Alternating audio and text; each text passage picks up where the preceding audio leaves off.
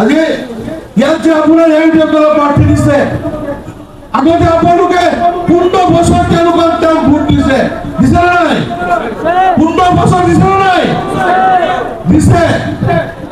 15 বছৰত তেওঁ কি কৰিছে আপোনালোকে সব জানে, কিন্তু তেওঁ দিছপুৰ গৈ কি কৰিছে সেই দুই এটা কথা মোৰ পৰা শুনক। দিছপুৰ গৈ তেওঁ ৰাজ্যসভাৰ নিৰ্বাচনত বিজেপিৰ ওচৰত বিক্ৰী হৈছে। আপোনালোকে ভোট দিব পাৰিছে আৰু ৰাজ্যসভাৰ নিৰ্বাচনত বিজেপিৰ ওচৰত গৈ বিক্ৰী হৈছে। তেওঁ যোৱা লোকসভা নিৰ্বাচনত প্ৰাৰ্থী হৈছিল নহয়, লোকসভা নিৰ্বাচনত প্ৰাৰ্থী হৈছিল নাই? আপোনালোকে পৰমাৱিত আজি মই সব মানুহে কৈছে, আজি পৰমাৱিত মিটিং কৰি আহিছো, হাজাৰ হাজাৰ জনতা আহিছে, সবে একে মুখে কৈছে কোন মন্ত্ৰী সুটকেছ লৈ তেওঁৰ ঘৰত যে আহিছিলে নিৰ্বাচনৰ আগত সেই মানুহবোৰে দেখিছে। ৰাতি অসমৰ এজন মন্ত্ৰী এই মানুহজনৰ ঘৰত আহি সুটকেছ এটা দি গৈছে যে তুমি নমিনেশ্যন দিয়া আৰু 2 লাখ মুছলমানৰ ভোট ভাঙি দিব লাগিব। প্ৰতিশ্ৰুতি আছিল 2 লাখ মুছলমানৰ ভোট ভাঙি দিব।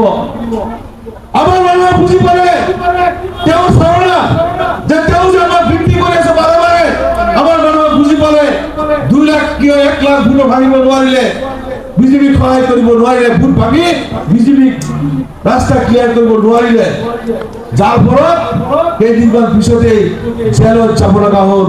জেলত যোৱাৰ কাৰণ এই কাৰণটো হ'ল জেলত যোৱাৰ কাৰণ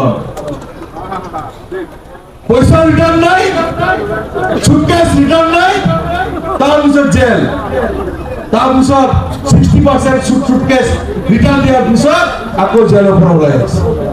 আহি কয় জেলৰ পৰা ওলাই আহি কয় যে নুৰুল হুদাই প্ৰথমে প্ৰেছ মিট দিলে যে নুৰুল হুদাই ৰূপহী এমএলএ, নুৰুল হুদাই মোক জেলত ভৰাইছে। আৰু তুমি এমএলএ, ময়ো এমএলএ, যদি মই তোমাক জেলত ভৰাই থব পাৰো তেতিয়াহ'লে তোমাৰ তো ইলেকশ্যন কৰাৰ যোগ্যতাই নাই, আছে নেকি যোগ্যতা? যদি মই তেওঁ জেলত ভৰাই থব পাৰিছো তেতিয়াহ'লে তেওঁতো মোক মোৰ লগত কণ্টেষ্ট কৰাৰ কাৰণে তো যোগ্যতাই নাই। গতিকে এই ধৰণৰ মিছা প্ৰপাগাণ্ডা তেওঁলোকে কি কৰি জানে? এই কেইদিনমান আগত এই ইণ্ডিয়াৰ কেইজনমান ছ'চিয়েল মিডিয়াত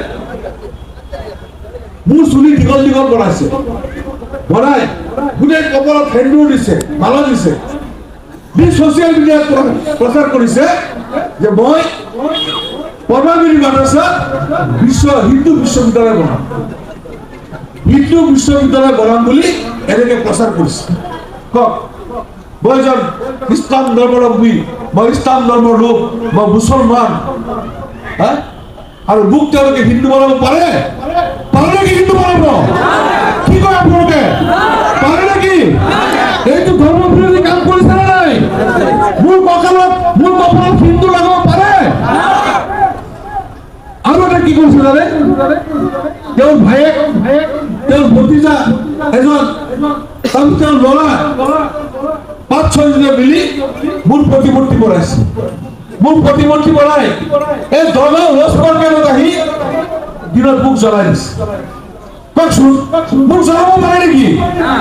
মইতো মুছলমান, মই মৃত্যু হ'লে আপোনালোকে মোক কাপোৰ কৰি, মোক জানাজা কৰি মোক কবৰত দাফন দিব, হয় নহয়?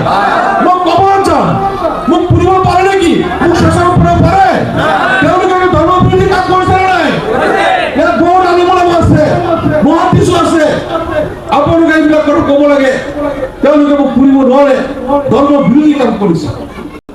গতিকে তেওঁলোকে ধৰ্ম বিৰোধী কাম কৰোঁতে কুণ্ঠামুক্ত কৰে। তেওঁলোকে কয় মুছলমানৰ তাৰ কথা আমাৰ সহজ সৰল ওচৰত আহি